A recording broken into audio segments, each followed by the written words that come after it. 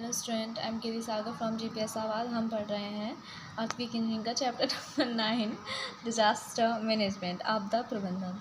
तो आपदा या विपत्ति होती क्या है? पृथ्वी पर उत्पन्न ऐसी घटनाएं या परिस्थिति जिनके कारण जनजीवन प्रभावित होता है, क्या कहलाती हैं? वो विपत्तियां कहलाती हैं। ठीक है, तो विपत्तियों का जो प्रकार है, टाइप ऑफ हजार्ड्स, वो हमने 2 टाइप्स में मुख्य रूप से बांटा है उनको। फर्स्ट है नेचुरल हजार्ड्स, जैसे जो प्रकृति के स्रोत से उत्पन्न होते हैं, जैसे भूकंप, सुनामी, साइक्लोन, बाढ़, भूस्खलन, सूखा इत्यादि। और अप्राकृतिक अथवा मनुष्य के द्वारा निर्मित साधनों से विपत्ति मतलब मैन मेड हजार्ड्स क्या होते हैं? जैसे विस्फोट, जहरीली गैसों का निकलना, परमाणु विस्फोट या बांधों का टूटना, दुर्घटनाएं, ये सब क्या कहलाती हैं? Man made hazards. तो आपदा क्या होती है कि जब जो विपत्तियों से उत्पन्न परिस्थितियों के कारण जब मानव जीवन और मानव क्षेत्र क्या होता है, विभिन्न सुविधाओं के अस्त व्यस्त हो जाने के कारण जो क्षति होती है उसे क्या कहते हैं? हम आपदा कहते हैं। इससे क्या होता है? सामाजिक ढांचा बिखर जाता है। मूलभूत सुविधाओं के समाप्त होने के कारण मानवीय जीवन जो होता है उसमें बहुत बड़ी त्रासदी आ जाती है।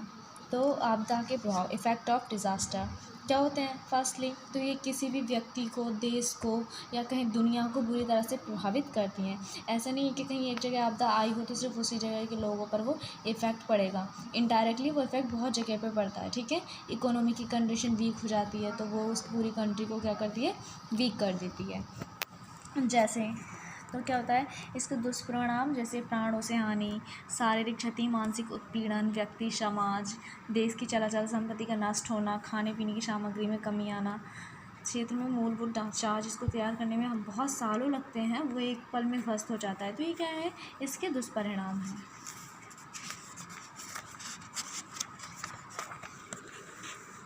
फिर है आपका क्लासिफिकेशन ऑफ डिसास्टर।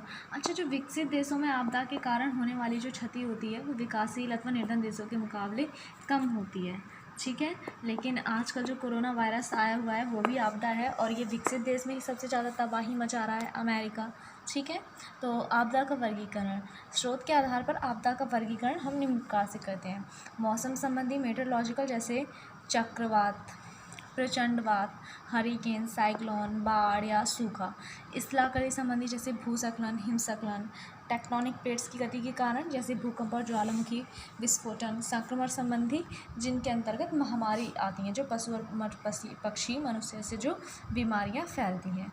ठीक है, औद्योगिक एवं रासायनिक आपदाएं, जो उद्योगों में लापरवाही के कारण आती हैं या अज्ञानता के कारण। तो क्या होता है, जो जहरीली गैसों के फैलने से या और भी तरह से वो क्या कहती हैं? औद्योगिक एवं रासायनिक आपदाएं। इनका सबसे अच्छा उदाहरण क्या है? यही कि जो भोपाल के कारखाने में निकली 1984 में क्या थी? मिसाइल आइसोसाइनाइड थी ना, उसकी वजह से क्या हुआ था? वहाँ पे बहुत सारे लोग मर गए थे। फिर है नाभिकीय आपदा, ये सबसे भयानक आपदा। वी नो दैट कि जब हिरोशिमा शहर पे क्या हुआ, एटम बम गिरा था, तो क्या वो पूरा का पूरा शहर ही गायब हो गया, जापान का नागासाकी भी। तो ये क्या है? ये नाभिकीय आपदा, हम इसे न्यूक्लियर आपदा, डिज़ास्टर में हम इसे काउंट कर सकते हैं।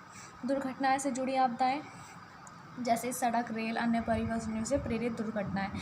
अभी तुरंत का एग्जांपल क्या है इसका, कि जो पाकिस्तान में जो प्लेन था वो क्रैश हो गया किसी रिहायशी इलाके में, 70 और मोर लोग क्या हो गए, उसमें डेथ हो गए हैं। तो ये क्या है? आपका दुर्घटनाओं से जुड़ी आपदाएं। अच्छा, फिर है डिस्टर्बेंस पावर ऑफ डिज़ास्टर क्या है?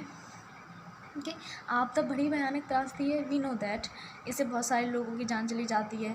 अच्छा, मानव जिनसे जो स्ट्रक्चर्स बहुत टाइम में बनाता है, जैसे भवन, सड़क, पुल, बांध, ये सब क्या होता है? ये 1 मिनट में क्षतिग्रस्त हो जाते हैं। तो इससे क्या होता है?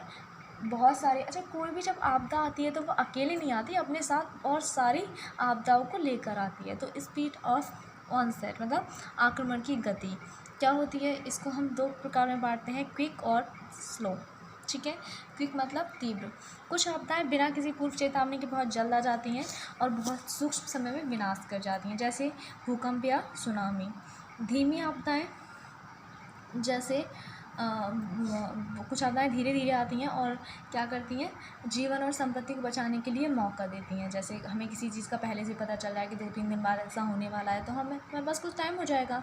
जैसे साइक्लोन था, तो मौसम विभाग ने क्या किया था, पहले से ही अलर्ट कर दिया था कि साइक्लोन आने वाला है, तो हमने बहुत कुछ बचा लिया, लेकिन फिर भी क्या हुआ, पश्चिम बंगाल में बहुत ज़्यादा विनाश हो गया। फिर है असुरक्षा, वेलनरेबिलिटी। ये क्या होता है, किसी विपत्ति के कारण समाज के लोग किस सीमा तक प्रभावित होंगे अथवा होने की संभावना है, उसे समाज की असुरक्षा कहते हैं। Thank you class.